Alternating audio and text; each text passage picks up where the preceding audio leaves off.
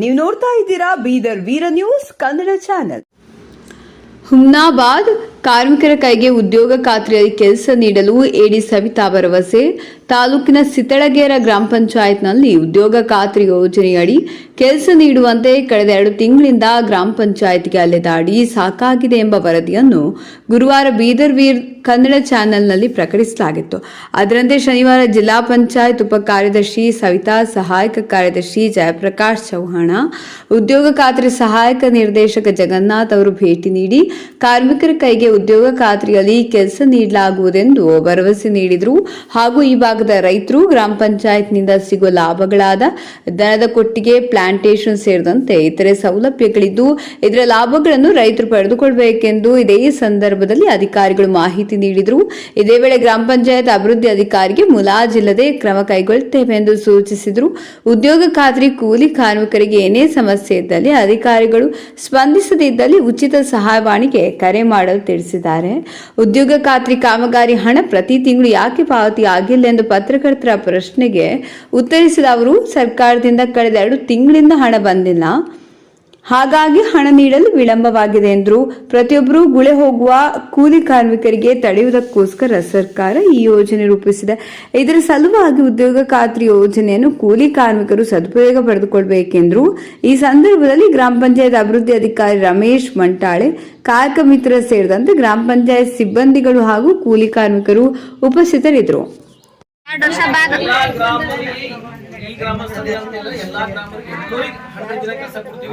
ನಿಮಗೆ ಯಾವ ಸ್ಕೀಮ್ ಅಲ್ಲಿ ಬೋಲ್ಡೋದರ್ ಇಲ್ಲ, ಏನಿಲ್ಲ. ನಿಮ್ಗೆ ಏನಾದ್ರೂ ಕಂಡು ಬಂತಂದ್ರ ಎಲ್ಲರ ಹರ ಇಲ್ಲಿ ಒಂದ್ ನಿಮಿಷ ಅದು ಯಾವ್ದೋ ಇಂಡಿವಿಜುವಲ್ ಕೆಲಸಕ್ಕೆ ಜೆಸಿಪಿ ಹೆಚ್ಚಿದ್ದು ನಮ್ಗೆ ಹೇಳ್ತಿದ್ರೆ ಅಂತ ಇಲ್ಲಂತೂ ನಡೆದಿಲ್ಲ.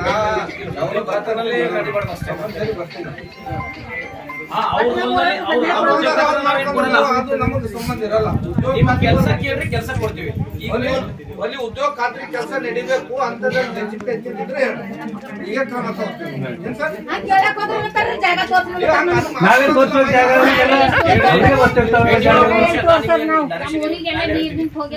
ಪ್ಲಾನ್ ತಿಳ್ಕೊರಿ. ಈಗ ನಿಮ್ಮಲ್ಲಿ ಜಾಗ ಇಲ್ಲ ಅಂದ್ರೆ ಲೇಬರ್ಗಳಿಗೆ 8 ಟೈಮ್ 100 ಲೇಬರ್ 200 ಲೇಬರ್ ಹಚ್ಚ ಜಾಗ ಇಲ್ಲ. ಯಾಕಂದ್ರೆ ಕೆರೆಗಳು ಇಲ್ಲ, ಅದು ಇಲ್ಲ, ಜಾಗ ಇಲ್ಲ. ಬಂದ್ರೆ ನೀವೇನ್ ಮಾಡ್ಬೇಕು, ನಿಮ್ ಊರಾಗ ಹೋಗಿ ತಿಳ್ಕೊಡ್ಬೇಕು ರೈತರಿಗೆ. ನೋಡ್ರಿ, ಬಂಡಿಂಗ್ ಹಾಕೊಂಬೋದೇನು, ಕೃಷಿ ಹೊಂಡ ಮಾಡ್ಕೊಬೋದೇನು, ಗಿಡಗಳು ಹಚ್ಕೊಬೋದೇನು ಅಂತ ಎಲ್ಲರಿಗೂ ಮಾತಾಡ್ಕೊಂಡು, ನನಗ್ ಬೇಕಂದ್ರೆ ಪಾಣಿಗಳು ತಗೋಬೇಕು. ಆ ಪಾಣಿಗಳು ತಗೊಂಡು ನಿಮ್ ವಿಡಿಯೋ ಕೊಡ್ಬೇಕು. ಒಂದು ಲೇಬರ್ ನಲ್ಲಿ ನಮ್ ಟಿ ಎ ಹೇಳ್ತಾರೆ, ಒಂದು ಕೃಷಿ ಹೊಂಡ ಮಾಡ್ಬೇಕು ಅಂದ್ರೆ ಎಷ್ಟು ಅಮೌಂಟ್ ಬಂತು, ಅಷ್ಟು ಲೇಬರ್ ಅವ್ರಿಗೆ ಈಗ ಈ ಕಂಪ್ಲೇಂಟ್ ಬಗ್ಗೆ ಹೇಳ್ಬೇಕಂದ್ರೆ, ಇವಾಗ ಏನು ಇಲ್ಲಿ ಬಂದು ನಾನು ಪರಿಶೀಲನೆ ಮಾಡಿದಾಗ ಕೆಲವು ಮೇಟಿಗಳು ಕೊಟ್ಟಿರುವಂಥ ಏನು ನಮೂನೆ 6 ಕೊಟ್ಟಿದ್ದಾರೆ. ಅಲ್ಲಿಗೆ ಈಗಾಗಲೇ ಕೆಲಸ ಕೊಟ್ಟಿದ್ದಾರೆ, ಬರೀ 7 ದಿನ ಅಂತ ಹೇಳಿದ್ದಾರೆ. ಇದನ್ನು ಹೆಚ್ಚಿಗೆ ಇನ್ನೂ ದಿನಗಳಲ್ಲಿ 100 ದಿನ ಆಗುವಂಗೆ ಕೆಲಸಗಳನ್ನ ನಾವು ಕೊಡೋಕ್ಕೆ ವ್ಯವಸ್ಥೆಯನ್ನು ಮಾಡ್ತೀವಿ. ಮುಂದೆ ಮಾಡಿದ ಕೆಲಸಕ್ಕೆ ಕೂಲಿ ಇನ್ನೂ 6 ಮಂತ್ ಆಯ್ತು ಕೊಟ್ಟಿಲ್ಲ ಅಂತ ಆರೋಪ ಇತ್ತು. ಅದಕ್ಕೆ ಏನು ಹೇಳ್ತಾರೆ? ಇಲ್ಲ, ಈಗ ರಾಜ್ಯ ಸರ್ಕಾರದಿಂದ ನಮಗೆ ನಿಗದಿತ ಅವಧಿಯಲ್ಲಿ ಕೂಲಿ ಮೊತ್ತ ಬರ್ತಾ ಇಲ್ಲ. ಸೊ 2 ಮಂತ್ಸ್ ಸ್ವಲ್ಪ 2 ತಿಂಗಳು ಲೇಟಾಗಿ ಬರ್ತಾ ಇದೆ. ಆದ್ದರಿಂದ ಕೂಲಿ ಕಾರ್ಮಿಕರು ಸ್ವಲ್ಪ ತೊಂದರೆ ಆಗ್ತಾ ಇದೆ. ಈಗ ಏನು ಇವರು ಲಾಸ್ಟ್ 2-3 ವೀಕ್ಸ್ಲಿಂದ ಏನು ಕೆಲಸ ಮಾಡಿದ್ದಾರೆ ಅದರದೆಲ್ಲ ಕೂಲಿ ಮೊತ್ತ ಜಮಾ ಆಗ್ತಾ ಇದೆ, ಅವ್ರ ಖಾತೆಗೆ ಜಮಾ ಆಗ್ತಾ ಇದೆ. ಮೊದಲಿಂದ ಕೂಡ ಆಗತ್ತೆ. ಅದು ಲಾಟ್ ಇರುತ್ತೆ, ಒಂದು ಲಾಟ್. ಆ ಲಾಟ್ ಫಸ್ಟ್ FTO ಮಾಡಿದ್ದು ಅದನ್ನು ಫಸ್ಟ್ ಕ್ಲಿಯರ್ ಆಗಿ ನೆಕ್ಸ್ಟ್ FTO ಆಮೇಲೆ ಕ್ಲಿಯರ್ ಆಗುತ್ತೆ. ಇದ್ರ ಬಗ್ಗೆ ಲಾಭ ಯಾವ ರೀತಿ ಪಡ್ಕೊಬೋದು ರೈತರು ಅಂತ ಕೆಲವೊಂದು ಅದ್ರ ಬಗ್ಗೆ ಪೂರ ಡೀಟೇಲ್ಸ್ ಹೇಳಿ ಸರ್. ಈಗ ಇದ್ರ ಬಗ್ಗೆ ಬಹಳ IEC ಆ್ಯಕ್ಟಿವಿಟೀಸ್ಗಳು ಕೂಡ ಮಾಡ್ತಾ ಇದ್ದೀವಿ. ನಮ್ಮ ಹತ್ರ ಕೂಡ IEC ಕೋಆರ್ಡಿನೇಟ್ಸ್ಗಳು ಕೂಡ ಮನೆಗೆ ಬಂದು ಕೂಡ ನಾವೀಗ ವಲಸೆ ಯಾಕ್ರಿ ಉದ್ಯೋಗ ಖಾತ್ರಿ ಅಂಥೇಳಿ ಒಂದು ಅಭಿಯಾನ ಕೂಡ ಮಾಡಿದ್ದೀವಿ ನಾವು.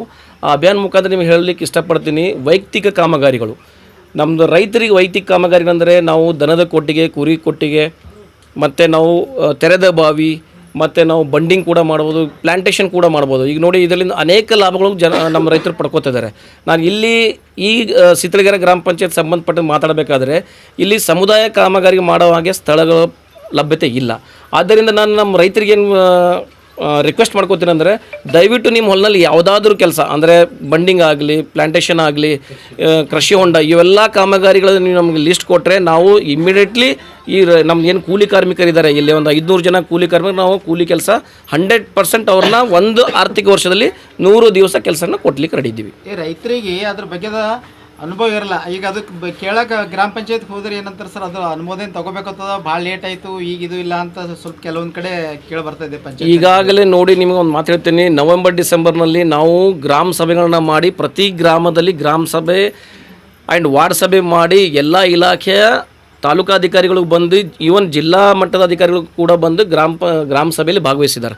ಆ ಗ್ರಾಮ ಸಭೆಯಲ್ಲಿ ಪ್ರತಿ ರೈತರಿಗೆಲ್ಲ ಅವೇರ್ನೆಸ್ ಕೊಟ್ಟು ನಾವು ಅವ್ರ ಕಾಮಗಾರನ ಆಯ್ಕೆ ಮಾಡಿ ಏಪ್ರಿಲ್ 1ನೇ ತಾರೀಕಿಗೆ ನಾವು ನಮ್ಮ ಜಿಲ್ಲಾ ಪಂಚಾಯತ್ ಅನುಮೋದನೆ ಮಾಡಿ ಕ್ರಿಯಾಯೋಜನೆಯನ್ನು ತಾಲೂಕು ಪಂಚಾಯತ್ ಕೊಟ್ಟು ತಾಲೂಕು ಪಂಚಾಯತ್ನವರು ಆಯಾ ಗ್ರಾಮ ಪಂಚಾಯತ್ ಕೊಟ್ಟಿದ್ದಾರೆ.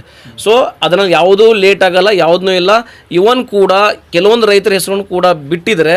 ಈಗ ನಾವು ಕೂಡ ಮೇಡಮ್ ರಿಕ್ವೆಸ್ಟ್ ಮಾಡಿಕೊಂಡು ಅಡಿಷ್ನಲ್ ಅಂದರೆ ಹೆಚ್ಚುವರಿ ಕ್ರಿಯಾಯೋಜನೆ ಮಾಡಿಕೊಂಡು ನಾವು ಅನುಮೋದನೆ ಕೊಡ್ತೀವಿ.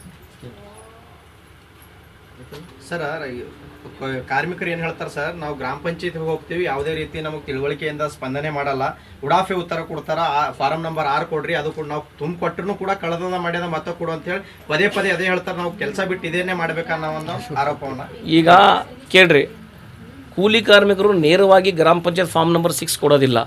ಅವರಿಗೆ ಒಂದು 25 ಜನ ಕೂಲಿ ಕಾರ್ಮಿಕರಿಗೆ ನಾವು ಒಂದು ಕಾಯಕ ಬಂಧು ಅಂತ ಮಾಡಿದ್ದೀವಿ, ಸರ್ಕಾರದಿಂದ ಡೈರೆಕ್ಷನ್ ಇದೆ. ಆ ಕಾಯಕ ಬಂಧುನ ಕರ್ತವ್ಯ ಏನಂದರೆ ಆ 25 ಜನರನ್ನ ಅವ್ರು ಎಷ್ಟು ದಿನ ಕೆಲಸ ಮಾಡಿದ್ದಾರೆ, ಅವ್ರು ಎಷ್ಟು ಪೇಮೆಂಟ್ ಆಗಿದೆ, ಅವ್ರಿಗೆ ಎಷ್ಟು ದಿವಸ ಕೆಲಸ ಇನ್ನೂ ಬೇಕಂತೇಳಿ ಅವರೆಲ್ಲ ಲಿಸ್ಟ್ ನಮಗೆ ಕೊಡಬೇಕು. ಫಾರ್ಮ್ ನಂಬರ್ 6 ಗ್ರಾಮ ಪಂಚಾಯತಿನಲ್ಲಿ ಉಡಾಫೆ ಉತ್ತರ ಕೊಟ್ಟರೆ ಈಗಾಗಲೇ ಅಲ್ಲಿ ಪ್ರತಿ ಗ್ರಾಮ ಪಂಚಾಯತಲ್ಲಿ ನಾವು ಒಂದು ಟೋಲ್ ಫ್ರೀ ನಂಬರ್ ಅಂತ ಹಾಕಿದ್ದೀವಿ. ಇವನ್ ನಮ್ಮದು ಸಹಾಯಕ ನಿರ್ದೇಶಕರು ತಾಲೂಕು ಪಂಚಾಯತ್ ಹುಮ್ನಾಬಾದ್ದವರು ಕೂಡ ಅವ್ರ ನಂಬರ್ ಕೂಡ ನಿಮ್ಮ ಎಲ್ಲ ಕಾಯಕ ಬಂಧು ಹತ್ರನೂ ಇದೆ. ಆ್ಯಂಡ್ ಗ್ರಾಮ ಪಂಚಾಯತ್ನಲ್ಲಿ ಒಬ್ಬರು ಗ್ರಾಮ ಕಾಯಕ ಮಿತ್ರ ಅಂಥೇಳಿ ನಾವು ಹುದ್ದೆನ ಸರ್ಕಾರದವ್ರು ಸೃಷ್ಟಿ ಮಾಡಿ ಅವರು ಕೂಡ ಅಲ್ಲಿರ್ತಾರೆ. ಅಲ್ಲಿ ಯಾರನ್ನೂ ಕೂಡ ನಿಮಗೆ ಉಡಾಫೆ ಉತ್ತರ ಕೊಡಲ್ಲ. ಇಫ್ ಇನ್ ಕೇಸ್ ಅಂತ ಏನಾದರೂ ಪ್ರಕರಣಗಳಿದ್ದರೆ ದಯವಿಟ್ಟು ನಮ್ಮ ಜಿಲ್ಲಾ ಪಂಚಾಯತ್ ಮುಖ್ಯ ಕಾರ್ಯನಿರ್ವಹಣಾಧಿಕಾರಿ ಇರ್ತೀವಿ, ನಾವಿರ್ತೀವಿ, DS ಮೇಡಮ್ ಕೂಡ ಇರ್ತಾರೆ. ತಾವು ಅದನ್ನು ನಮಗೆ ಒಂದು ಕಾಲ್ ಮಾಡಿ ಹೇಳಿದ್ರೆ ಅದನ್ನು ನಾವು ಅಟೆಂಡ್ ಮಾಡ್ತೀವಿ, ಆ ಪ್ರಾಬ್ಲಮ್ನ ಅಟೆಂಡ್ ಮಾಡ್ತೀವಿ. ಎಲ್ಲ ಕೂಲಿ ಕಾರ್ಮಿಕರಲ್ಲಿ ಏನಪ್ಪ ಅಂದ್ರೆ ತಲಾ 50 ರೂಪಾಯಿಗಳನ್ನು ತೆಗೆದುಕೊಡ್ತಾ ಇದ್ದಾರೆ. ಯಾರ ರೀಸನ್ ಕಡೆಯಿಂದ 50 ರೂಪಾಯಿ ತಗೋತಾ ಇದ್ದಾರೆ? ಯಾವುದೇ ಕಡೆಯಿಂದ ಈ ಯೋಜನೆಯಲ್ಲಿ ಯಾವ ಕೂಲಿ ಕಾರ್ಮಿಕರಲ್ಲಿ ಕೂಡ 50 ರೂಪಾಯಿ ಇಲ್ಲ.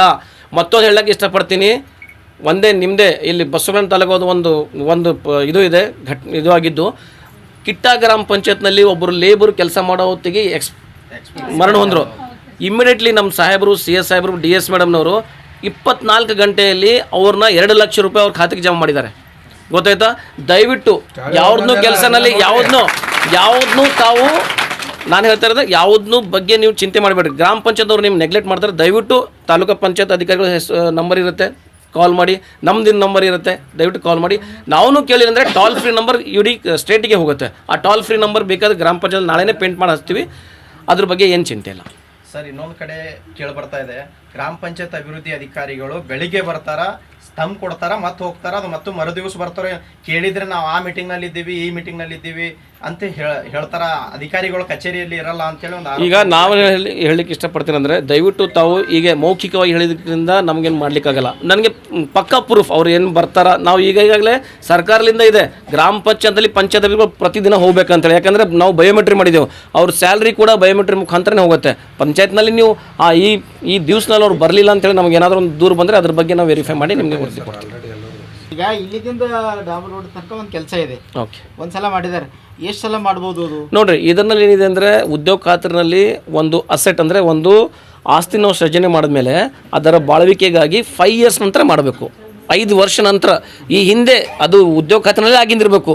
ಆಮೇಲೆ ಈ ಎಕ್ಸಾಂಪಲ್ ಉದಾಹರಣೆಗಾಗಿ ಇವತ್ತು ನಾವು 2024ರಲ್ಲಿ ನಾವು ಒಂದು ಕೆಲಸ ಮಾಡ್ತೀವಿ ಅಂದರೆ 29ರಲ್ಲಿ ಅದನ್ನು ರಿಪೇರಿ ಮಾಡ್ಬೋದು ಅಷ್ಟೇ, ಬೇರೆ ಮಾಡಲಿಕ್ಕೆ ಒಂದು ವರ್ಷದಲ್ಲೇ 3-4 ಸಲ ಕೆಲಸ ಮಾಡೋದು ಇಲ್ಲಿ ಯಾವ್ದು ವರ್ಗ ಅದು ಕಂಪ್ಲೇಂಟ್ ಕೊಡಿ. ಆ ಕಂಪ್ಲೇಂಟ್ ಕೊಡಿ, ಯಾವ್ದು ಕಾಮಗಾರಿ ಅಂತಿದೆ, ಯಾವ ಕಾಮಗಾರಿ.